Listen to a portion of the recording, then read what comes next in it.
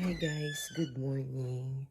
So, it's 4 o'clock in the morning and magmimilking ako guys. May trabaho pa ako mamaya pero I said yes sa milking sa kanila ni Joey. Super lamig.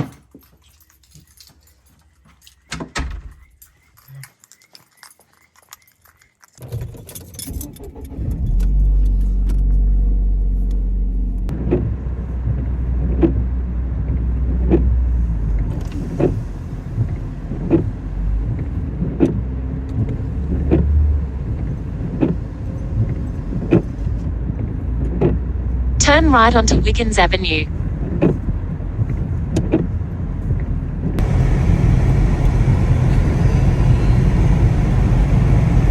Foggy guys and it's 4 degrees. Sorry, medyo maingay yung sasakyan ko kasi naka-on yung aking demister. Iba lang natin siya sa sa 2. Ganyan. Okay na yan.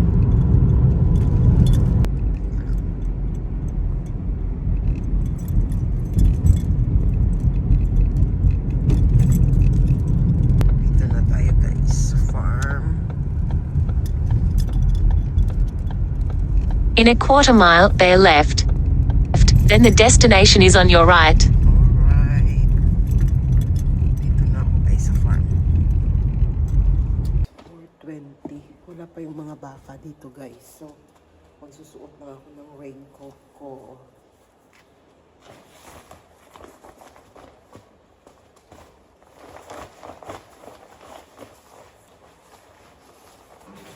Ayan na yung mga baka.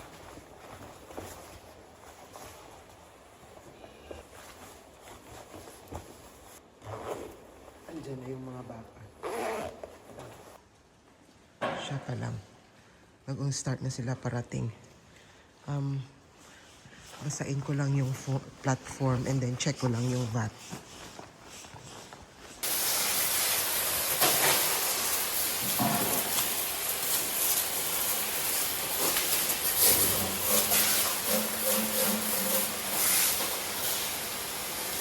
Okay.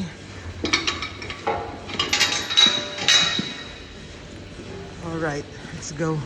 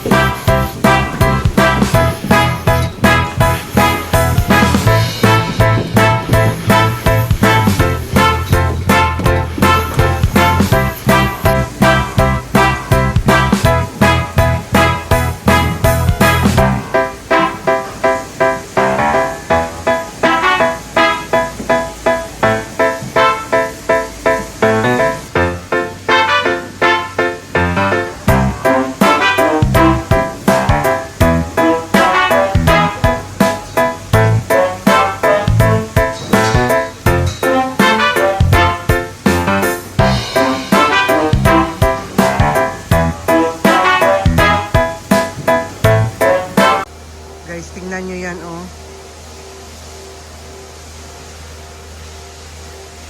Napaka-red. Hanggang doon. Tara na, mag-wash na tayo. Nagsa-start na ako mag-wash. So, lilinisan na natin yung platform. Tapos na tayong mag-milking. Nasa washing na tayo ng platform. Ayan. Nag-dry pa kasi sila ng mga baka. So, start lang nating wash to. And then, after that, tapos na. Ano lang ngayon, madali lang ngayon kasi naka-start mag-dry yung mga baka. Let's do the wash.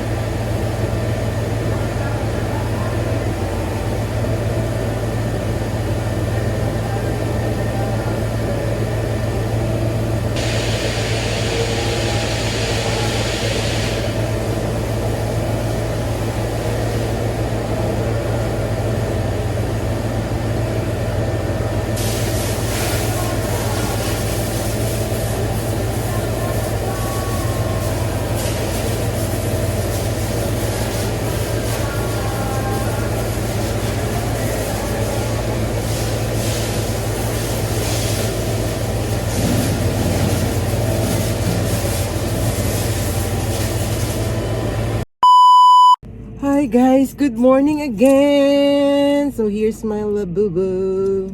Morning again. It's 8:13. Kakatapos lang ng aking milking. And yan. Uwi na ako. Uwi na ako guys. Lock that one. Ayan guys, that's the end of my milking for today. And uwi na ako. May pasok pa ako mamayang hapon from 3 to 11. Nagmi-milking ako if galing ako sa day off. Like for example, yesterday, nasa day off ako. Tingnan nyo guys, foggy pa din yung dadaanan ko. It's 4 degrees. Pagdating ko sa bahay, just in time na gigisingin ko si Mayet para pumasok ng school. Alright. Dito na tayo guys. Malapit na tayo. Papasok na kami. Papasok na pala ako sa aming...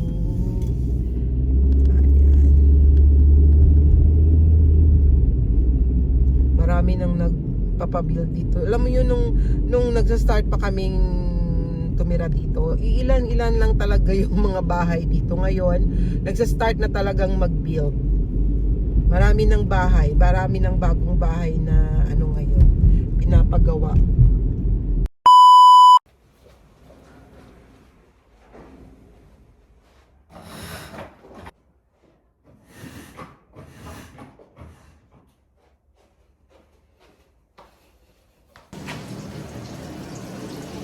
After naihatid ko na si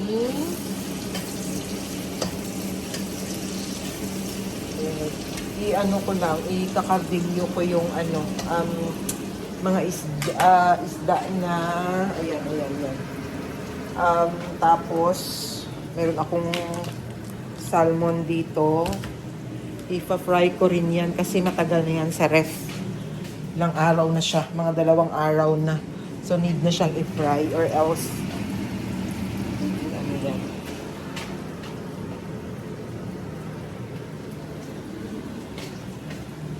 Hintayin ko lang din si Joe dumating and then yun na yung pagkain namin. Mamaya pa yun. Kasi siya, mga hanggang 10 o'clock pa siya or 10:30. Si Angela may work din ng 10 o'clock. Ako, 3 o'clock pa mamaya. Pero marami pa akong gagawin dito sa bahay. Maglilinis at saka marami pa. May mga sasampay pa ako, may mga tutupiin. Hindi, nakatupi na ako kagabi. Ko lang sila, ilalagay na sa cabinet. So yan yung ang buhay natin dito guys. Busy. Parang every second counts talaga. Ang bilis ng ano, kasi marami kang ginagawa. I need a break. We need a holiday. Pero hindi muna ngayon kasi pagkatapos ko pa ng schooling. So hanggang dito na lang guys, aking vlog for today. Until sa next nating vlog na ipapakita sa inyo. Thank you for watching, at sa mga hindi pa nakapag-subscribe, sana ay mag-subscribe kayo sa aking channel. Thank you sa mga aking subscribers na patuloy pa rin nanonood ng aking mga vlogs.